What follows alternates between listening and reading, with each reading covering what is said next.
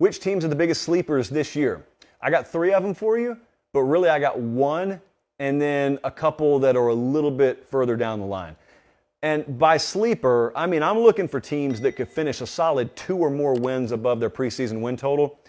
Baylor is the first one and foremost for me. Baylor, their preseason over-under is 8 wins. This is the team that won the Big 12 last year. To me, from this point moving forward, as long as Dave Aranda is my coach there, I am going to expect a product that will always exceed the sum of the parts because I respect the development. I respect the way, I respect the philosophy more so than anything about the program, but the player development, very, very good. They put their guys in the right position. You rarely watch a Baylor game and say, those guys weren't prepared today. Non-issue for them. Also, I believe the offense is in good hands. I think right now, if you have fear about this team, it's who do they have at wide receiver? Who do they have at running back? They lost a lot of those guys to the NFL. That's true. So here is my approach with Baylor this year.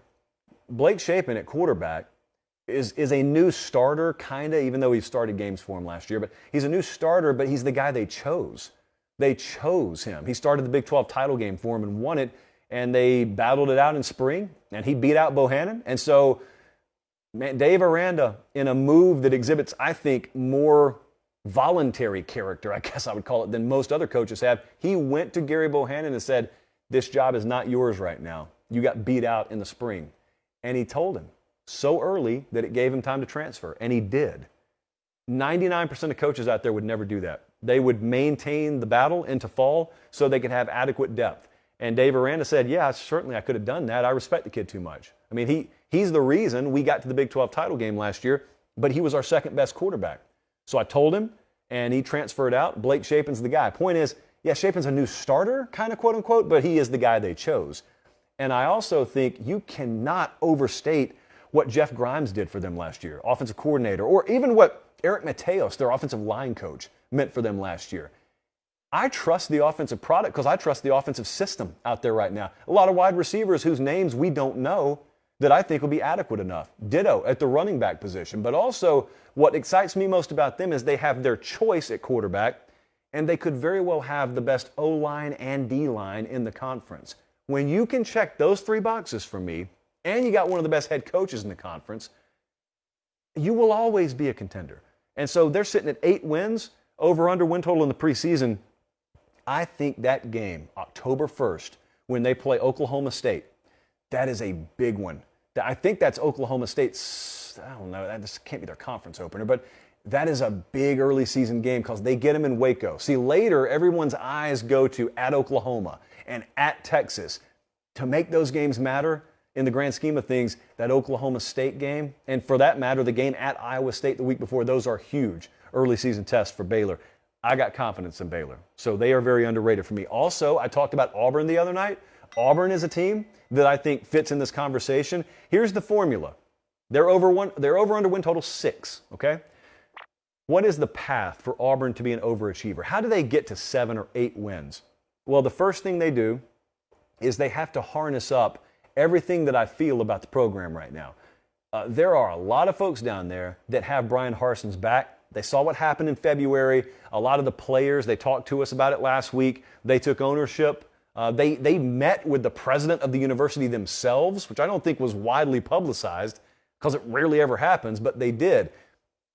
Can you find a way organizationally to harness all that up? How do you harness emotion up long term, kind of like Ohio State's trying to do right now, and make it manifest itself on the field in the fall? It's tricky, but it's possible. That's the first thing. The second thing is they have to be what I call the SEC's Bob team this year. You know what I'm talking about. There's always a team. Bob is an acronym, stands for bounce of ball.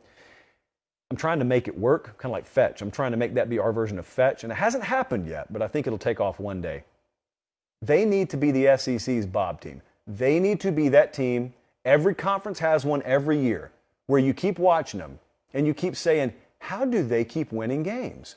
The ball's just bouncing their way. It feels like they're plus turnovers every week. Ball bounces their way. They probably keep getting outgained.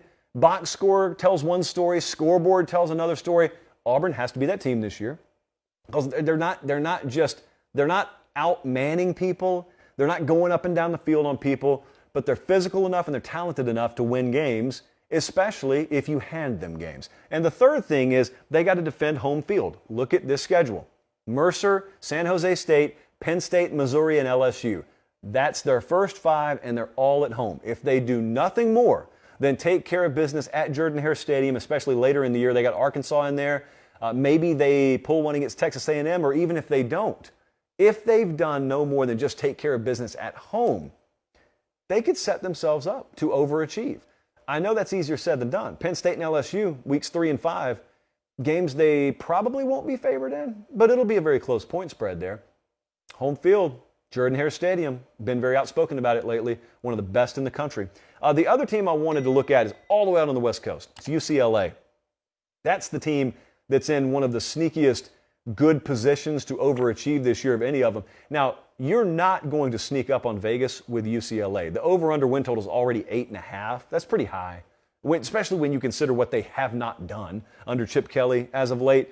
But the main reason I wanted to point them out is this is the opportune moment for them. They return good talent in DTR at quarterback. Charbonnet's back at running back. But also, it's just overall, it's the best collection of talent Chip Kelly's had so far. And think about the rest of the Pac-12. USC has churn. Everything's new there. Oregon has churn. Everything's new there. They get Utah at home, which, as I've said before, isn't such an intimidating home stadium. It means you don't have to go to Salt Lake City. That's the important part to note there. So if not this year, then when?